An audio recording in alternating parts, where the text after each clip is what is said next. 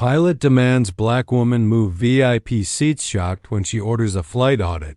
As the CEO, wait a second, let us know where you're watching from in the comments. And make sure to subscribe for more powerful and inspiring stories just like this. 1. She had just settled into her first-class seat, quiet and composed.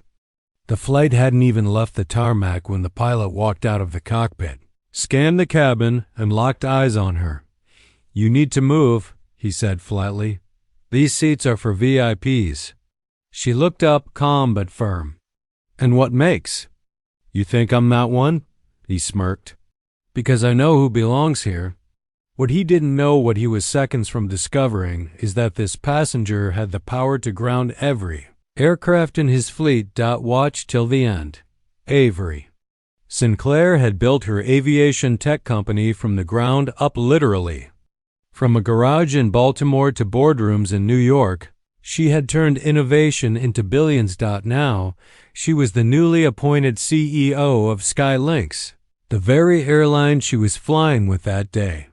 Her identity was deliberately kept quiet as she began. A surprise audit disguised as a regular traveler.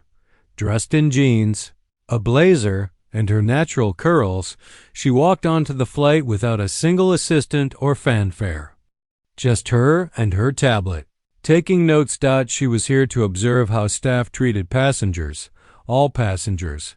But even she wasn't prepared for what happened next. Because it didn't take long before someone made a mistake. A big one. And when power reveals itself quietly, it hits louder than any title. Avery had barely buckled in when she noticed side glances from the flight attendants, whispers, uncomfortable stares.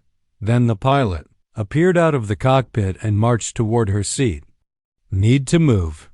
This area is reserved for executive flyers." "I booked this seat," she replied. Calm, professional. He folded his arms. "That's impossible.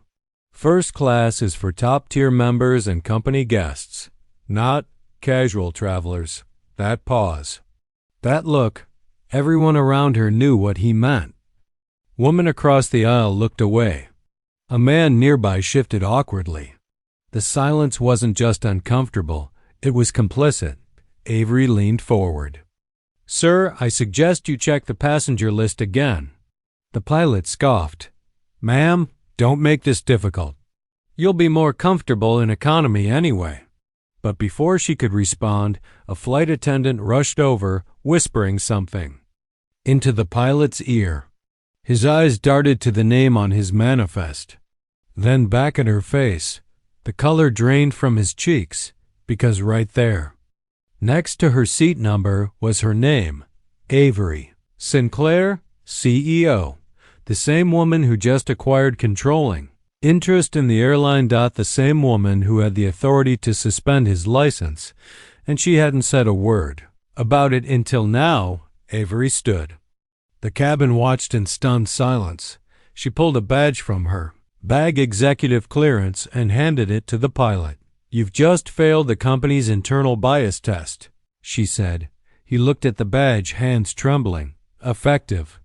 Immediately, I'm launching a full audit of this flight crew, this route, and your conduct. No yelling, no dramatics. Just power. Controlled and undeniable. She turned to the stunned passengers and said, "Don't worry, this flight will continue. But the culture behind it won't." And as she sat back down, the pilot's authority, once so arrogant, crumbled under the weight of who she was. No uniform. No spotlight.